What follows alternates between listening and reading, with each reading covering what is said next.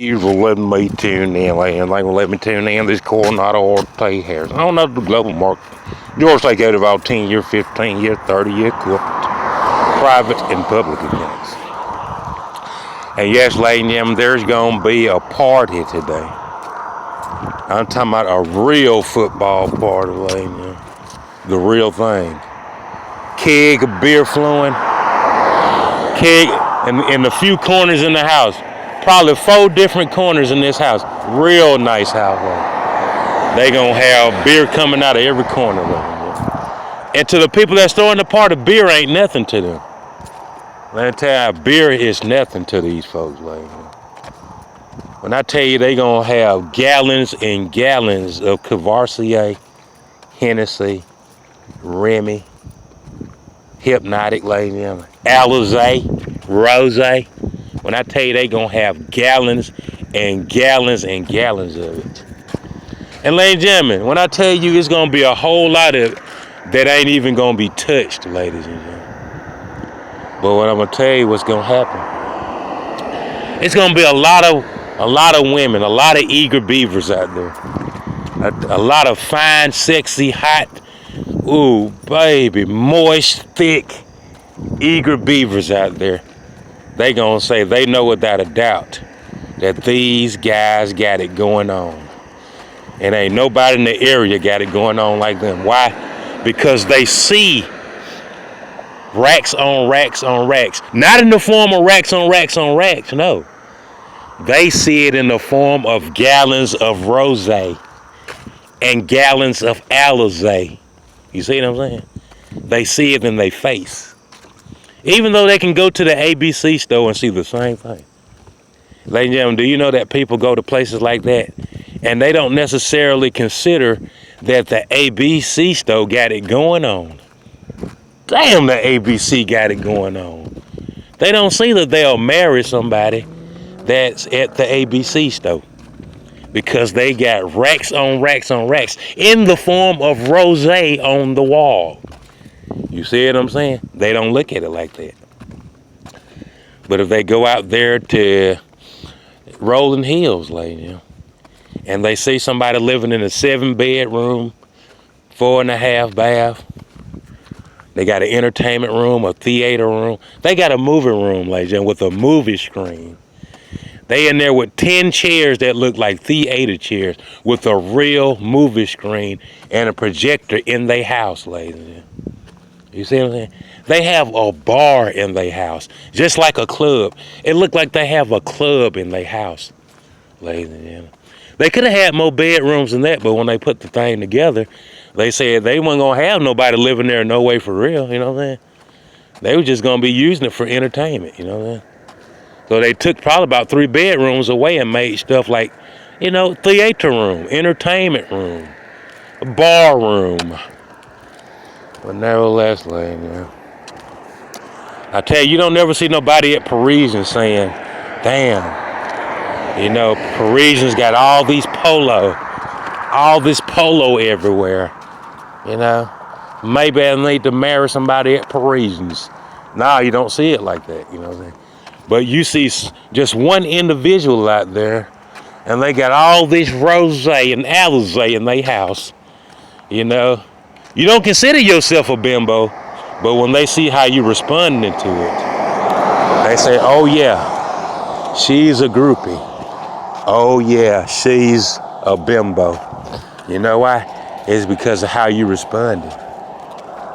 They coming and get you from them projects. They finna come pick you up from them projects. I'll be over there in just a minute. You come out the house, you know what I'm saying? You smell like ivory. One side of your body smell like ivory. The other side smell like Ed Hardy or some shit like that. They could tell you one side of your body smell like Speed Stick deodorant, and then the other smell like Victoria's Secret pink perfume, because you're trying to hurry up. No matter how much time you got, you always running late. Why is that? It's something you might have to ask yourself. You might want to sit back and just think about it. Not for one day, for a while. Sit back and think about, why do you always put that pressure on yourself no matter how important an event is, you always a day late and a dollar short. Like, every time. You always keep it right on the panic, ladies. You at panic mode when it's time to go. Not one time, not two, every time. Every time you in panic mode. And nobody really knows why, ladies. But if you sit back instead, I bet you can tell somebody. It might be over a blunt or some shit like that. You might have to smoke you a blunt and drink you some hypnotic, to actually get it out to where it makes sense to anybody. No matter how important an event is. You finna go first round, first pick, right out the projects. First round, first pick. You getting ready to go to the league. But you know what? On your way, to the Heisman thing, you going to the Heisman. They got you ranked number 3 out of 5 that you might get the Heisman this year. You coming in that thing sweating like a hog, goddamn, because you're running late. And ladies and gentlemen, you've been there 2 days.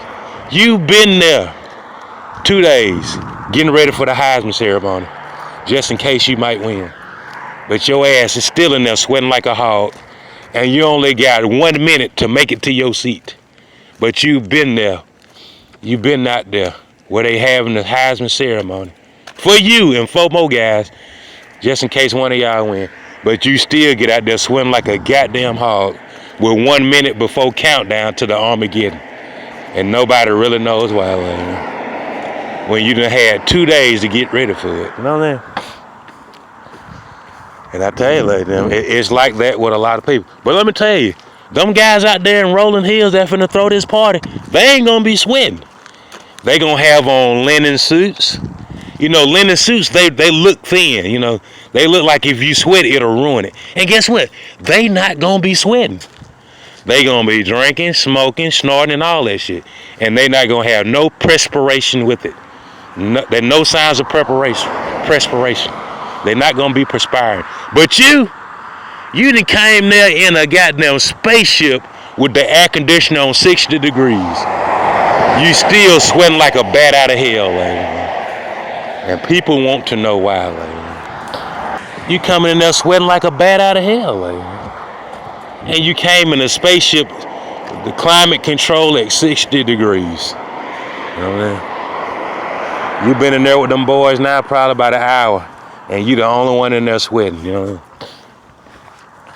But I tell you, lady, you gotta see, but Bell just sent the not an undercover, it's called a volunteer police,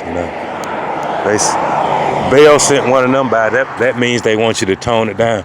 And I understand that, because like I said, when you get to this part of Vaughn Road, they can hear. It's like somebody circumcised their ears, to like, okay, you don't deserve to be out here in Bellwood East.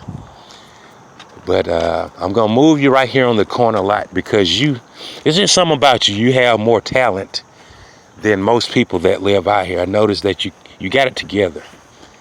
And, maybe you can be the leader of Neighborhood Watch, you know what I'm saying? And it don't have nothing to do with that.